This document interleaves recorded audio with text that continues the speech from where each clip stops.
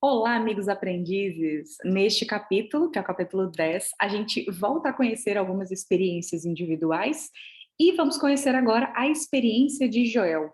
O Vicente se aproximou desse Joel, já puxando o assunto e perguntando algo já intrigante, perguntando como é que ele estava, se tinham já cessado as vertigens. O Joel comenta que estava recebendo um tratamento diário dos gabinetes de socorro no Ministério do Auxílio, que eram aplicações magnéticas para cessar esse mal-estar que ele estava tendo, que eram vertigens fortes, e foram consequência da última atuação mediúnica dele na Terra. Claro que o Joel é mais um que está contando a experiência aqui, que foi com todos os propósitos de acertar e acabou metendo os pés pelas mãos e fracassando em sua tarefa. E aí o Vicente já até adianta para o André, né, que ele tem algo muito interessante para contar, especialmente pelo fato de a moléstia ter acompanhado ele após a encarnação, após a desencarnação, ele passou por regiões de sofrimento, já está no centro de mensageiros, né, já está lá estudando de novo, trabalhando de novo, se recuperando, e mesmo assim ele ainda tem alucinações estranhas e fortes relativamente ao pretérito, ou seja, experiências pregressas. E aí ele começa a contar por quê, explicando, né, para o André o caso dele. Ele diz que a tarefa mediúnica que ele ia fazer na Terra exigia uma sensibilidade mais apurada. Então, quando ele se comprometeu a exercer essa tarefa mediúnica, né, a essa missão com M minúsculo, como a gente chama, ele foi até o Ministério do Esclarecimento e aplicaram para ele um tratamento especial que me aguçou as percepções. Necessitava, diz ele, de condições sutis para o desempenho dos futuros deveres. Então, ele veio para trabalhar com a mediunidade e, particularmente, na atuação que ele ia ter, ele necessitava de ter uma percepção muito mais aguçada do que outros tipos de mediunidade, do que a maioria dos médiuns, acima do padrão. Bom, partiu de nosso lar com todos os requisitos indispensáveis para que ele fizesse a tarefa com sucesso, e, infelizmente, por fazer mau uso dessa sensibilidade aguçada, ele falhou. E aí ele conta como foi. Ele já adianta que, ao invés de auxiliar os outros, ele perdeu-se a si mesmo e conclui agora, depois de ter passado por tudo e ainda com esse sofrimento que o acompanhou, ele diz que Deus concede a sensibilidade apurada como uma espécie de lente poderosa que o proprietário dessa lente deve usar para definir roteiros, fixar perigos e vantagens do caminho, localizar obstáculos, ajudando ao próximo e a si mesmo. Só que ele fez o contrário.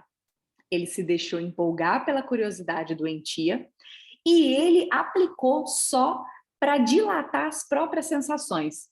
Ele diz que no quadro de trabalho mediúnico dele, ou seja, no planejamento, estava a recordação de existências pregressas como expressão indispensável ao serviço de esclarecimento coletivo e benefício aos semelhantes. Ou seja, ele se lembraria, já estava planejado, ele se lembraria do que ele foi em vidas anteriores, porque isso era importante para o trabalho que ele ia realizar. Mas ele diz: existe uma ciência de recordar que não respeitei como devia. E aqui já fica um alerta para a gente, né? Não é por acaso que a gente esquece. No livro Nosso Lar, né, a gente acompanhou que a senhora Laura, por exemplo, ela e o marido, após um tempo já lá em Nosso Lar, procuraram também tratamento especial para recordar experiências anteriores, inclusive que eles tinham já vivido em conjunto, e eles conseguiram recordar até um determinado limite. Vejam, já estavam no mundo espiritual, já estavam desencarnados, e mesmo assim as lembranças não vinham à tona naturalmente. Eles passaram por esse processo de recordação e chegou um ponto que eles não conseguiram, não podiam lembrar mais, porque era muito doloroso. Lembrando que a gente começa simples e ignorante, e a gente erra muito, né? Nós já fomos muito mais animalizados, né? Muito mais conduzidos pelo instinto do que somos hoje. Então, se a gente pensar nos nossos erros hoje, que nós somos o resultado do melhor que a gente já foi em todas as outras encarnações, imagina alguns séculos atrás. Então, ele teve essa oportunidade de lembrar, mas é importante saber que tem uma responsabilidade enorme nisso, que orar e vigiar tem que ser ainda mais intenso. Infelizmente, mesmo exercendo a tarefa mediúnica e em contato com a doutrina espírita, que tanto esclarece sobre isso, né? Sobre a mediunidade com Jesus, como deve ser o exercício bom da mediunidade, né? O exercício seguro da mediunidade. Mesmo assim, ele falhou. Conta ele a história agora. Ao primeiro chamado da esfera superior, foi apressado, empolgado. Sentia intuitivamente a vívida lembrança de minhas promessas em nosso lar. Vejam que privilégio, ele realmente sentia vividamente que ele tinha prometido que teria uma tarefa mediúnica a exercer na Terra. Vejam que é um privilégio, né? Ter essa lembrança. Consequentemente, é uma responsabilidade. Começou com propósitos muito sagrados. Ele ia trabalhar, ia espalhar muito longe a vibração das verdades eternas. Só que, logo que ele começou a trabalhar, a excitação psíquica, afinal ele veio com essa mediunidade especialmente aguçada, fez rodar o mecanismo de recordações adormecidas, como o disco sob a agulha da vitrola, uma referência meio antiga, né? Mas lembrando que o livro é antigo. E ele lembrou da penúltima existência, quando ele usou batina sob o nome de Monsenhor Alexandre Pizarro nos últimos períodos da Inquisição Espanhola. E essa lembrança aguçou nele uma curiosidade doentia que o fez abusar dessa lente sagrada que ele contou. A volúpia das grandes sensações, diz ele, que pode ser tão prejudicial como o álcool que embriaga os sentidos, fez ele esquecer os deveres mais santos que ele tinha, os propósitos mais sinceros que ele tinha de trabalhar para Jesus. Ele desenvolveu a clarividência, só que ele não estava satisfeito, a não ser que fosse para rever companheiros visíveis e invisíveis no setor das velhas lutas religiosas. Ele queria ver pessoas específicas, espíritos específicos, ele não queria trabalhar a mediunidade com Jesus. Impunha a ele mesmo a obrigação de localizar cada uma dessas pessoas que conviveu com ele na experiência pregressa no tempo, perdeu tempo reconstituindo as fichas biográficas, sem cuidar do verdadeiro aproveitamento no campo do trabalho construtivo.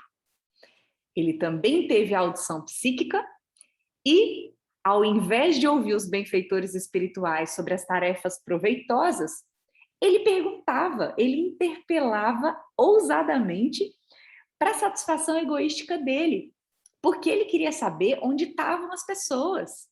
Ele fugia de todos os companheiros que iam pedir a ele atividades a bem do próximo. Então veja aqui, mesmo ele indo por um caminho errado, a ajuda aparece. Então bate alguém na porta pedindo: ei, vem aqui trabalhar direito, né? Trabalhar para Jesus, vem aqui assistir essas pessoas que estão precisando. Não, ele queria perguntar sobre notícias dos bispos, das autoridades políticas da época, de padres amigos que haviam errado tanto quanto ele mesmo, e não faltaram as advertências. Colegas do grupo espírita chamavam a atenção para os problemas sérios que a casa tinha, sofredores batiam a porta, situações que reclamavam testemunho cristão, que é bem diferente do que ele estava exercendo aí de curiosidade para satisfação do egoísmo dele. Eles tinham um abrigo de órfãos em projeto, um ambulatório que estava começando e, sobretudo, semanalmente tinham reuniões para instrução evangélica. Ele queria esse tipo de trabalho? Não, ele queria saber das descobertas pessoais dele. Esqueci, diz ele, que o Senhor me permitia aquelas lembranças não para satisfazer a vaidade dele, mas para que ele entendesse a extensão dos débitos que ele tinha para com os necessitados do mundo e efetivamente se entregasse à obra de esclarecimento e conforto aos feridos da sorte. Então veja que recordar o quanto ele errou no passado era para pesar como responsabilidade do dever que ele tinha a exercer para com os outros, do quanto ele devia às pessoas. Ao invés disso, ele ficou nas pesquisas inúteis. Contrariamente à expectativa dos abnegados amigos que ajudaram tanto ele até essa oportunidade na Terra, né? O pessoal de Nosso Lar, o Centro de Mensageiros que preparou ele não se moveu no concurso fraterno e se desinteressou da doutrina consoladora. O que ele obteve de sucesso?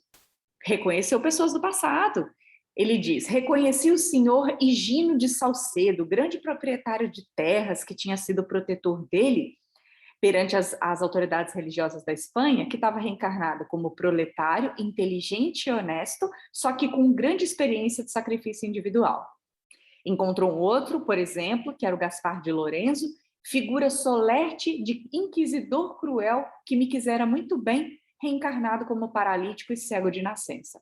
E ele, por outro lado, com os erros que ele teve na reencarnação duas atrás, né, que ele citou, estava com a oportunidade de resgatar com o exercício da mediunidade. Ele podia ter aproveitado a oportunidade, né? Mas não aproveitou. E aí ele disse: e desse modo, meu amigo, eu passei a existência de surpresa em surpresa, de sensação em sensação. Eu, que renascera recordando para edificar alguma coisa de útil, transformei a lembrança em viciação da personalidade. Perdi a oportunidade bendita de redenção. E o pior é o estado de alucinação em que vivo. Com meu erro, a mente se desequilibrou e as perturbações psíquicas constituem doloroso martírio. Vejam o perigo das recordações, o quanto orar e vigiar teria que ser mais pesado ainda no caso dele. Está submetido a tratamento magnético, mas ainda leva um longo tempo de recuperação. E nesse momento, arregalou o olho, ficou pálido e ficou com os olhos corridos, como se estivesse visualizando alguma coisa bem distante que o André e o Vicente não podiam ver. Cambaleou, o Vicente amparou, chamando ele de volta, e o André finaliza: profundamente admirado, notei que o convalescente regressava à expressão normal, esfregando os olhos. Veja que, já no mundo espiritual, ele ainda ficou com essas reminiscências dessa sensibilidade aguçada que ele usou de uma forma ruim, ele plantou e agora está colhendo. Claro que, com certeza, ele juntou outros débitos nessa encarnação, quando ele meteu os pés pelas mãos, é aquela coisa, mas ele pode não ter feito mal para ninguém. Mas quanto de mal ele poderia ter evitado pelo trabalho no bem, né? Então, nós somos responsáveis pelo bem que a gente faz e também, aliás, nós somos responsáveis pelo mal que a gente faz e também pelo mal que decorre de um bem que a gente deixa de fazer. Adoro essa frase que está no Evangelho, se não me engano, ou no Livro dos Espíritos. Bom, espero que vocês tenham gostado da experiência do Joel. Na próxima semana, para mudar um pouquinho o cenário, a gente vai conhecer a experiência de um doutrinador. Até lá!